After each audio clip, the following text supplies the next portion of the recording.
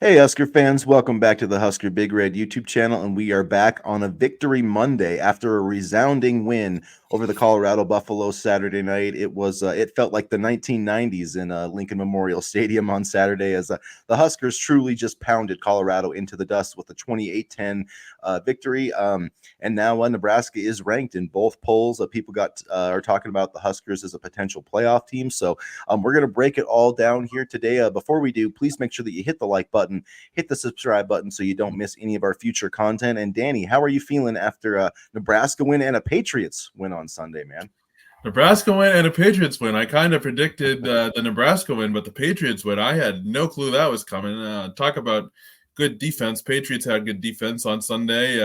They turned back the clock with some old style running the football, 170 yards on the ground, but it worked and it kept Joe Burrow off the field. So, this Patriots offense is not going to be sexy by any means, but it got the job done, and I'm kind of curious to see how they carry it over the rest of the season because that defensive line is so good. Keon White, he's going to make the fans forget about Matthew Judon, and I think that's probably why New England traded away Judon because they knew they had something special in White. I think he had like 2 sacks yesterday, so this is a Nebraska podcast, and none of this has anything to do with Nebraska, but I am just so sky high. I'm happy about Nebraska. I haven't been this happy about Nebraska in, I don't know, ever.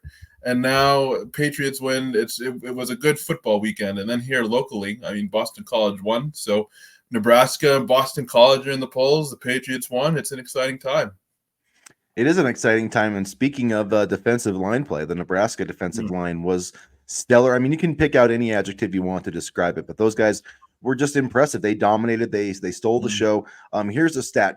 Nebraska pressured Shadur Sanders on 22 drop back passes. Now, the crazy thing about that is on 19 of those pressures, Nebraska rushed 3 or 4. That was it. So it wasn't like, Tony White was pulling out blitzes and all that type of stuff because he doesn't need to. So Nebraska can get pressure with 4. And when you have all these versatile pieces on the back end, this 3-3-5 defense and being able to mix and match coverages, I just think that Tony White's going to have a lot of fun this year, and opposing quarterbacks are not going to have fun playing Nebraska.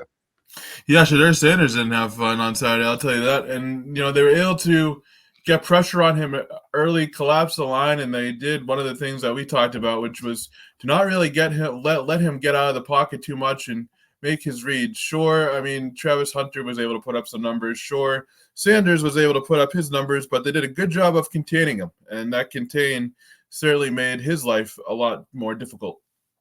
Yeah, I mean, 6 sacks, which it was actually 1 sack fewer than Nebraska had last year, but just the pressure was there constantly. He never really had a chance, it seemed like, to set his feet. I remember there was one throw where it wasn't a sack, but he missed Travis Hunter in the end zone, and Travis Hunter, was kind of upset about it. And it was like Shadur Sanders did the best he could. He couldn't even see you. He had Ty Robinson right in his face about to crush him. So, I mean, that's the thing is you look at the sacks, those matter, but when you affect the throws and you affect the quarterback, it's like Matt Rule said when he got here. I can just clearly remember him saying, we're going to protect and affect the quarterback. They did that to a T on Saturday night. They ran the football. They ran the football in the fourth quarter. The second half was sloppy. I mean, we'll talk about that. But besides that, I mean, they won the turnover battle. They've got 1 turnover in 2 games. Nebraska is 17th in the country right now in turnover margin. They're 4th in time of possession. And it's just incredible, what adding Dylan Raiola to this team has done. And yeah, it was just truly impressive. He didn't have the best statistical night, but it was the kind of night that I thought he was going to have. But he made the few key plays that you need your elite quarterback to make. The 3rd and 11, on the first touchdown drive where he scrambles for the first down. The Jalen Lloyd pass where, that was incredible. Yeah, exactly. There's a play or two every game where you're like, okay, Heinrich Haarberg couldn't have made that play. You know what I mean? He could not have made that throw. And that's most quarterbacks couldn't have made that throw. And then, it's even another play that stood out to me was 2nd and 24, maybe after Colorado even scored or gotten a field goal, and the momentum had kind of shifted, and we had poor field position. We didn't end up scoring on that drive, but 2nd 24 rifled one to Thomas Fedoni for 25 yards, and just seems like every time Nebraska needed a play, more often than not, Dylan Raiola on the offensive side of the ball found a way to make one. He did, and he does it so calmly too. He doesn't panic in the pocket. He just makes his reads, gets it to his quarterback. I mean, it seemed like all the bounces were going our way Saturday. Even the touchdown to Ramir Johnson, which should have been an interception, Yeah. gracefully bounced into Johnson's arms for the touchdown right before the half. And it was good to see Johnson get a touchdown, but it just seemed like things were going right on Saturday in the first half offensively for Nebraska. And, we can talk about the second half now if you want, because I know a lot of fans were upset with that, but I'm honestly not as upset with that as I probably should be, but I have my reasons. I guess, well, there's a couple things. First, I want to talk a little bit more about the defense and why we had the title here about Nebraska emasculating Colorado, because I think that's what they did. The Colorado literally was afraid to, I mean, they didn't want to run the football. You could tell from the very start of this game, they knew they couldn't run the ball. And just what summed up the night perfectly was that 4th and inches, or it was like it was 2nd and 1 basically. And then it ended up as 4th and inches from their own 29-yard line. And it was just like, I wanted them to go for it because I knew they weren't going to get it. I knew, in my heart of hearts, unless they try to play action pass, and just the fact that they went up there and then they actually lost yardage on that play, I thought just summed up the two differences between the two teams. Nebraska was tougher, they were more physical, and they just owned the line of scrimmage, and so that's why they did emasculate Colorado. They made Colorado look like the softest, weakest team in college football on Saturday night, and I loved it. They did. And, it came really down to the fact that Colorado is not a team. They're a collection of good players, good individual players, no doubt, like Travis Hunter, Shedeur Sanders, Jimmy Horn, but they're not a team. Nebraska was a team, and they showed that on Saturday. Yeah, and the way that they came out and established the line of scrimmage on offense too, Dante Dowdell, and I'm not sure if you saw this before, but the new depth chart came out today, and he's now listed as the co-number 1 with just Ramir Johnson. Emmett Johnson and Gabe Urban no longer are listed, as the number 1 running back. So I think we have seen the separation there that we wanted to see. I do think the coaching staff, gave him a little reminder in that first game, like, hey, don't fumble the ball, you're going to be on the bench. But it's clear that Dante Dowdell is the best running back on this team. And man, that I think it was the second touchdown run. I'm trying to, the first one, not the one where he dove in, the first touchdown run. Man, Travis Hunter could have tried to tackle him, and you could see him plainly pull up because he wanted no part of tackling 6'2", 225 pound Dante Dowdell. And that's the difference between Nebraska and Colorado, because if that was a Nebraska player, they would have laid out their life to try to stop that player short of the goal line. Whereas it's Colorado, they just let him walk in because they don't care, because they're not a team. They're soft, and they only care about their draft status and not actually winning games. I didn't realize how good Dowdell was. I mean, we had heard that he's a good running back. He's from Oregon, and this, that, and the other thing. I didn't realize how good he was, and especially when he got to the second level, he had speed that I didn't realize he had either. I just thought he was, a boulder running downhill, but he's also a very athletic running back. So he really impressed me on Saturday, and as long as he can hold on to the football, he's a clear number 1, and I think it was a great pickup looking back on it now in the transfer portal by this coaching staff. Yeah, it was a great pickup, and what I love about him is the way that he falls forward with contact. So, you rarely see him lose yardage, and I think he's going to be really successful in the short yardage situations. But yeah, I mean, he's 6'2", 225 with that speed, but it was also good to see Ramir Johnson. I mean, he had 8 catches for 49 yards, the 1 touchdown that you mentioned, but also 33 yards rushing. So I like what they've got going there. I liked how they, got Ja'Cory Barney more involved in the offense. But yeah, the second half was a little bit sloppy. The thing that annoyed me was the broken plays. The 2 or 3 times where, I don't know whether it was on the quarterback or whether it was on the running backs, missing, when there was like the fakes or whatever. But there was 2 or 3 plays where Dylan just basically had to eat it and take a loss, and that's what frustrated me, because it's like you cannot give away plays in any drive in any game like that. And so the fact that they did it multiple times kind of drove me nuts. And but beyond that, the officiating was the worst I have ever seen it was just terrible, atrocious. Yep. The officials who worked that game should never officiate a college football game again. This, guys, is a hold. Do you see this? This was Nash Hutmaker the entire game. Ty Robinson. I mean, literally from the back. You would have this was Colorado's offensive line to Nash Hutmaker, and the refs staring right at it and wouldn't call a flag. So, I mean, there was the long penalties, and it delayed the game, but you have to call those holdings. You just have to. And it was bad on both sides too. It wasn't like one favored the other. There were some calls that were missed for Colorado that they should have gotten that they just didn't get. And this officiating crew was so bad. And I think part of the reason the offense struggled was because they weren't able to get into a rhythm. I mean, it Yeah, seemed like every other play there was a flag thrown, and it was horrible. well, yeah, I guess there was every other play, but there was just no rhythm to. I'm going to say mostly the second half, because that's where it really kind of stood out to me. And, people were a little bit worried about, no points scored in the second half, but I'm not too worried about it. I mean, by that point in the game, I think, Nebraska and Colorado both just wanted to get out of there. And, a lot of that had to do with the officiating, because it just ruined the game. The officials made it all about themselves and not about the players. Yeah, it was really the one review, it was like, why do we even have review if we can see what happened on the review and the refs still don't call it right? Yeah. And I know that happened to Colorado Saturday. It's happened to us a million times. Last year at Michigan State, last year against Minnesota, cost us a game, cost us a trip to a bowl game, because Big Ten officials literally cannot look at a freeze frame screen of a football and a knee and know what they're looking at. That's how bad they are. This wasn't the Big Ten officials on Saturday night, but my God, it's like, I don't understand how it can be this bad. But yeah, so I'm not overly concerned about what we saw in the second half on Saturday night. It was just one of those weird kind of halves of football. But what I did like is they didn't turn the football over. They got first downs kind of when they needed to. I think, yeah, if it was a different situation, they probably would have been more aggressive trying to get points. But they trusted their defense. And the main thing that Nebraska needed to do in that second half was not turn the football over. That, to me, that's what it felt like the objective of the offense was. They weren't necessarily worried about scoring. It was more just burn clock, take care of the ball, and they did that. So, yes, the penalties were frustrating, but a second straight, or we're through two games now, and we've allowed one sack. So, the offensive line, kudos to them. The defense was spectacular. I mean, Tommy Hill with the play of the year so far, and that pick six, like, you knew it was game over as soon as that play happened. Like, it just, you knew it was going to be our night, and it was a long time coming. That was a long time coming, that kind of victory.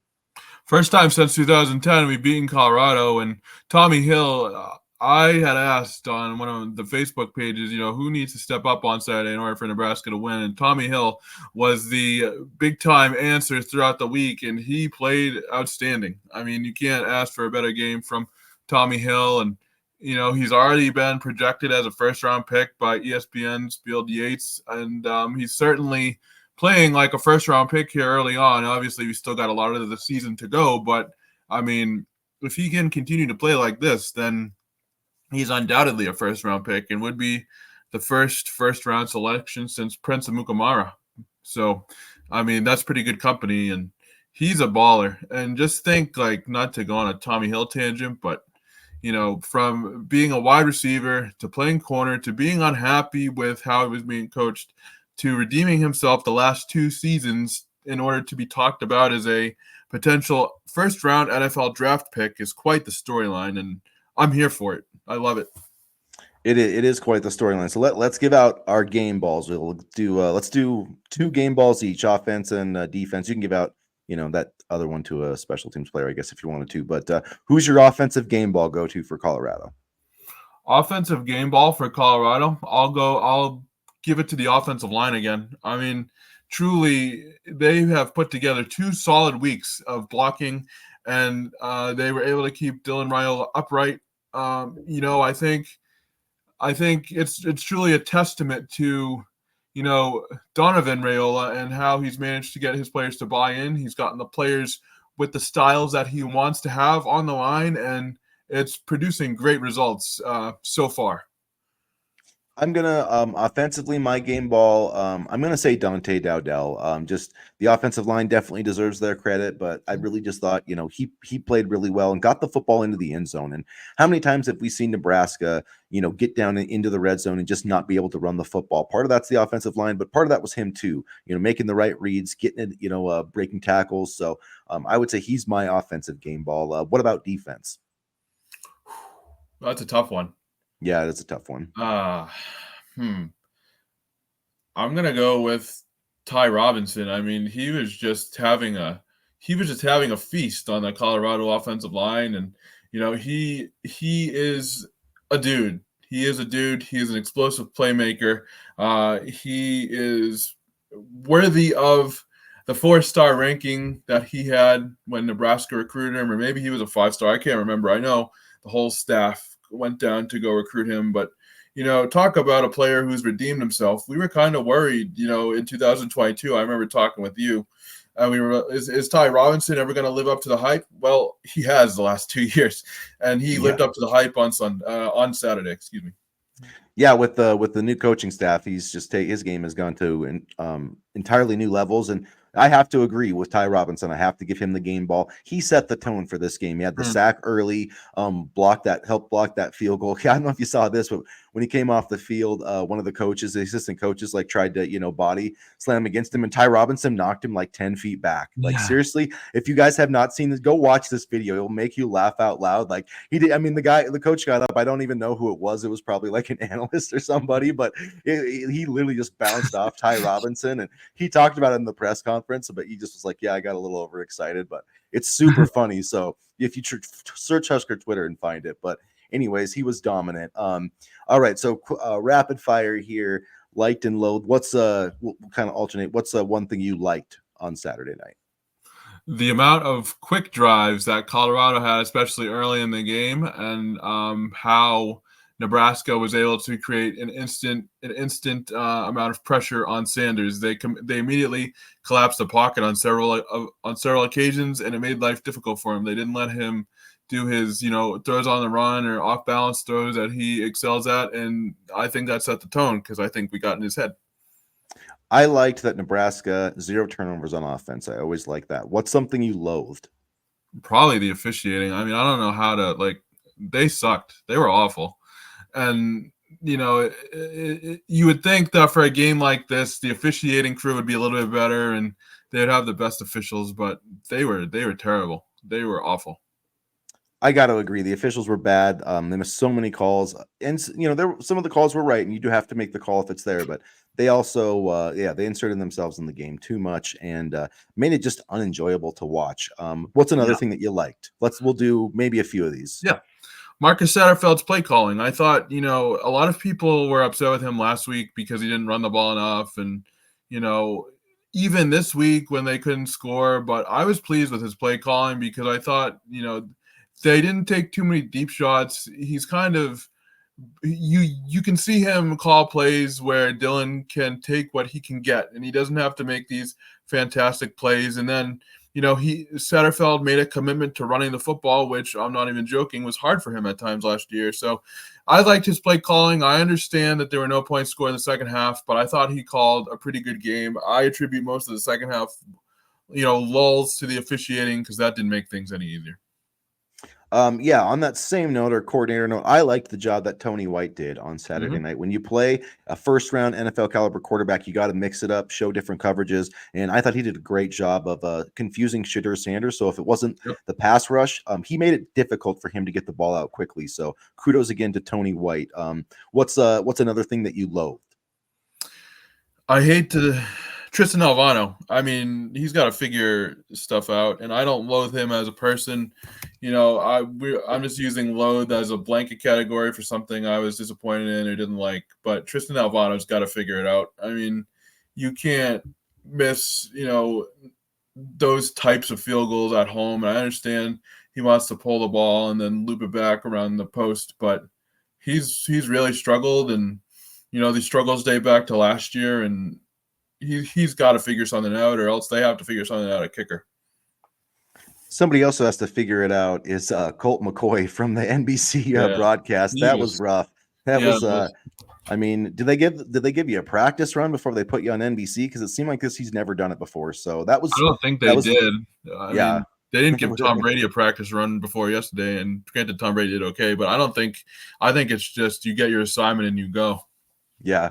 So Colt McCoy maybe has some work to do. He felt like he was fumbling a few times, but all right, one more of each. One more thing you liked. The fans. I mean, it's really cool to see so many college kids get excited about the future of the Nebraska football program, and see everybody get excited because for years they've had to, some of them have had to endure the Scott Frost era, and there's a whole generation of Husker fans, myself included, honestly, that don't really remember the 90s and don't really remember this level of success so far. So the fans are what I really like. They had the building rocking, and it was evident early on that it was going to be a tough place to play for Colorado. I like just beating the crap out of Colorado. We haven't done it for a long time, and it feels good. And I don't know when we're going to play them again. So yeah, I'm going to be kind of insufferable to the old Colorado fan base until we meet again. So last thing that you loathed. Last thing that I loathed, I don't know if I really loathed anything too much. I don't really have too many complaints. I guess maybe I mean, it could be about Colorado too. Yeah, it doesn't Yeah. have to be just No. I guess maybe just Shadur Sanders. Like you can see on the sideline and in his body language that he gave up on the game at some point, and he's not a leader. He's not a leader, and I think he's a very good football player, and I like him as a football player, but I don't think he's a leader. So, I mean, just the way he handled himself during the loss, not a fan. Yeah, I can definitely agree with that. I didn't like how he went after kind of his offensive line after the game, but that's par for the course. And I'll agree. I loathed the kicking, not Tristan Avano personally, but yeah, I need to get that kicking figured out because in a close game, if this team wants to be a playoff contending type team, you got to take those points. So at any rate, that's liked and loathed. Let's wrap up quickly here with some recruiting takeaways. A ton of guys on campus this weekend. Cortez Mills. I'm not sure if Christian Jones was there, but Michael Terry. Michael Clayton, the 4-star quarterback, was also there. So Dawson. We got a prediction from Steve Wiltfong late Sunday night, actually. So yeah, so Nebraska now in the pole position, I guess you could say, for Michael Clayton, who's ranked 350th overall in the 2025 or 26 class, according to the On3 rankings. So, but yeah, what were your big takeaways on the recruiting? With the Michael Clayton thing, I think fans are like, why are we recruiting a 3-star quarterback? His ranking's going to go up, and I think it's one of those where we want to get to him early before he really blows up. But Michael Terry had nothing but positive things to say. Tons of recruits were commenting on the atmosphere. This game, aside from just being a good victory for the Huskers, really kind of I think is going to catapult things and really sort of give Nebraska that boost in recruiting that they've been missing. Obviously, there's still a lot of the season to go, but this game in particular, a lot of people watched. There were a lot of eyes on this game, and Nebraska made the most of it.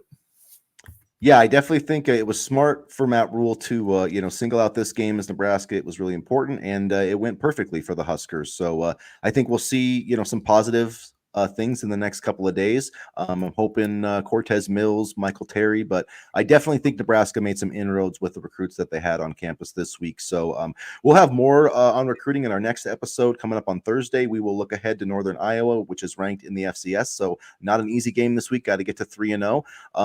But that's it for the show today. If you guys haven't already, please make sure that you hit the like button, hit the subscribe button, and as always, go Big Red. Go Big Red.